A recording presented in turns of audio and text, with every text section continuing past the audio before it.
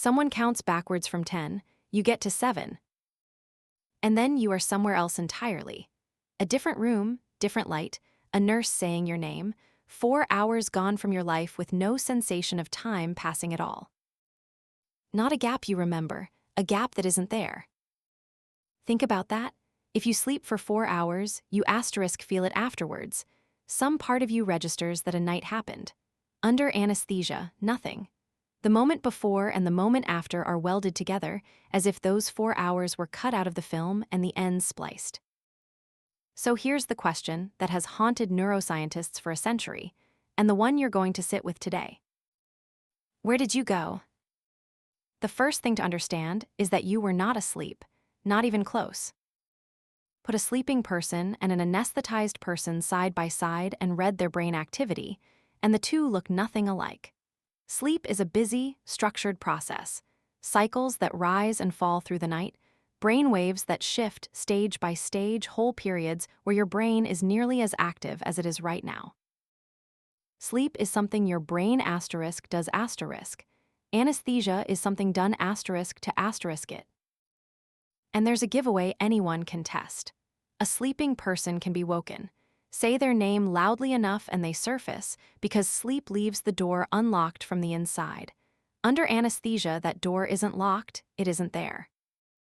Which means whatever happened to you on that table, it wasn't rest. Something in your brain was switched off. The question is what? Now the part that surprises almost everyone. Your brain didn't shut down, not remotely. Neurons kept firing. Blood kept flowing. Your visual cortex still responded to light hitting your eyelids. Your auditory cortex still registered the sounds of the room, the instruments, the voices, the machines. Play a sound to an anesthetized brain and you can watch the signal arrive exactly where it should. The equipment was all running. The lights were on in every room of the building. So, if your brain was receiving the world the entire time, why weren't asterisk you there to experience any of it? That question turns out to be the doorway into one of the deepest problems in science. Here is the answer researchers keep circling back to, and it reframes everything. Consciousness may not live in any single place in your brain. It may not be a light that's on or off. It may be something that only exists when the different regions of your brain can asterisk talk to each other, when signals travel, loop back, integrate, and form a single unified picture. Anesthesia doesn't switch off the parts. It cuts the conversation between them. Track a signal through an anesthetized brain and you can watch it happen. A sound arrives in the auditory cortex perfectly well, and then it stops. It doesn't spread. It doesn't reach the regions that would make it mean asterisk something. The message is received and goes nowhere. Your brain becomes an archipelago. Every island is inhabited and functioning. Not one of them can reach another. And the current thinking is that you, the experience of being someone, were never in any one of those islands. You were in the traffic between them. Cut the traffic, and there is no one home to notice.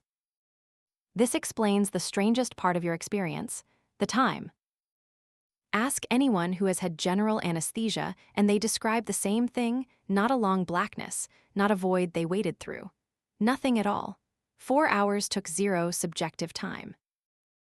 Because duration isn't something the universe hands you. It's something your brain builds by laying down a sequence of moments, one connected to the next, each one referencing the last.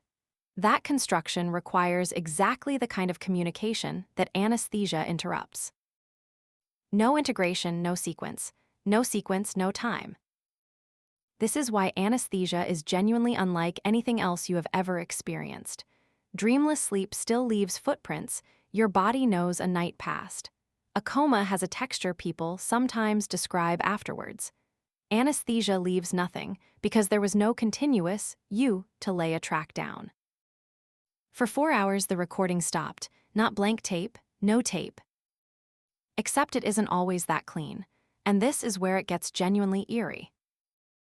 A meaningful number of patients wake up reporting dreams, not memories of the operating room, dreams.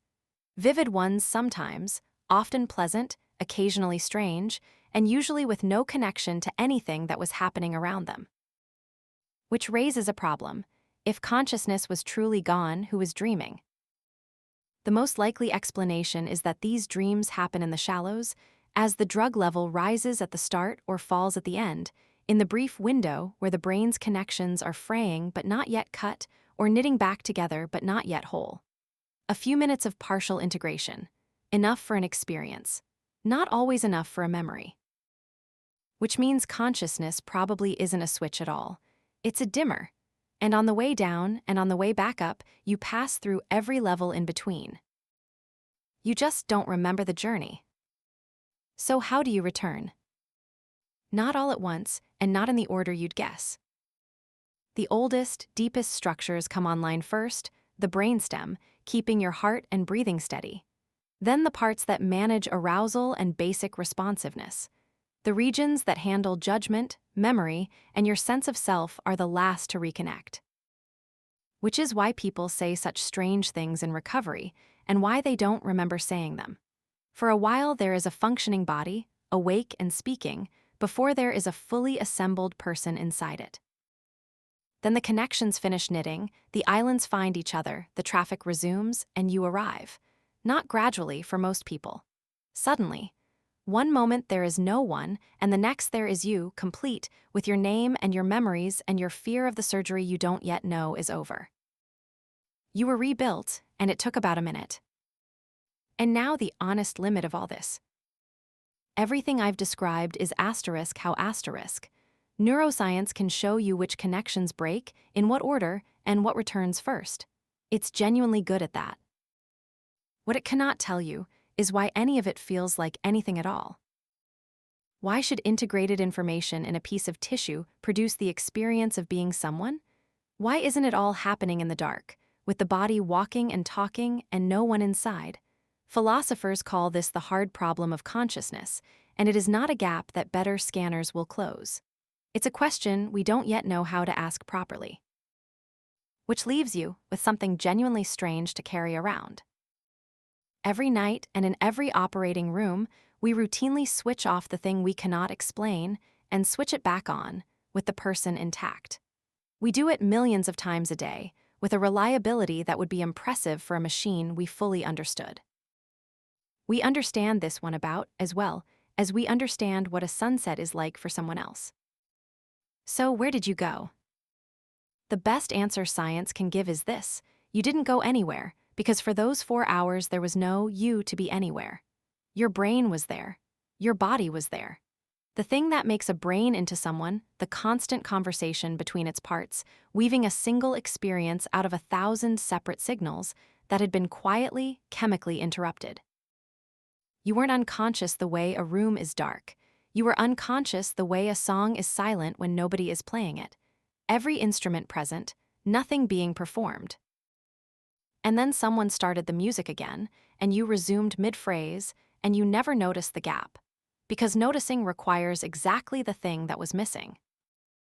The most unsettling part isn't that it happened, it's how ordinary it was. 4 hours, no one home, and you walked out that afternoon and had dinner. Which leads somewhere darker. Anesthesia interrupts you for 4 hours, and then gives you back, complete, unchanged, carrying everything that makes you yourself. A temporary absence, with a return trip built in. But there's another kind of absence. The one that doesn't come with a return. And the strangest discovery in modern medicine is that even that one isn't the clean, instant switch we imagine. Your heart stops, and for a while longer than anyone expects, some part of you is still there. That's the next Odyssey. Subscribe to If Odyssey for more what-if scenarios.